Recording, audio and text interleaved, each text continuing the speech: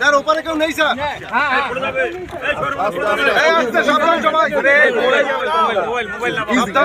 সাবধান।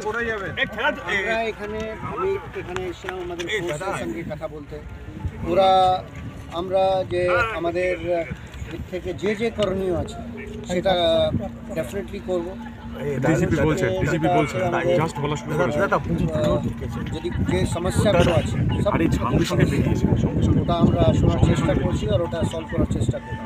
আমি সকলের কাছে ওটাই অনুরোধ থাকবে আমাদের সঙ্গে যেন সহযোগিতা করবে। যদি আমাদের মধ্যে অভিযোগ থাকে নিজের হাতে আইন কেউ নেই যেন না নেয়। আমাদের সঙ্গে যদি কারো কিছু বলার থাকে সমস্যা থাকে আমরা সবসময় প্রস্তুত আছি, সবসময় ওটা ভালো।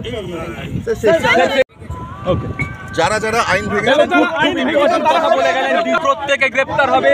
শেখ শেহজাদ সম্পর্কে প্রশ্ন করায় কিন্তু উত্তর দিয়ে গেলেন একেবারে ডিজি রাজীব কুমার।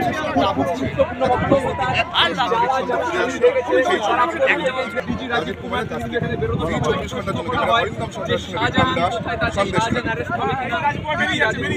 জানিয়ে গেলেন যে যখন বেরিয়ে যাওয়ার আগে তিনি বললেন যে তিনি এখানে ছিলেন, এখানে যারা মানুষজন রয়েছেন তাদের সঙ্গে কথাবার্তা বলছেন এবং কথাবার্তা বলার পর তিনি মানুষের প্রত্যেককে সহযোগিতা করার কথা বলছেন। এবং আমরা তাকে যখন প্রশ্ন করি যে শেখ শাহজাহান সম্পর্কে যার বিরুদ্ধে অভিযোগ রয়েছে গ্রামীণদের ডাক্তারি কবে গ্রেপ্তার হবেন সেই প্রসঙ্গে তিনি বলেন জানা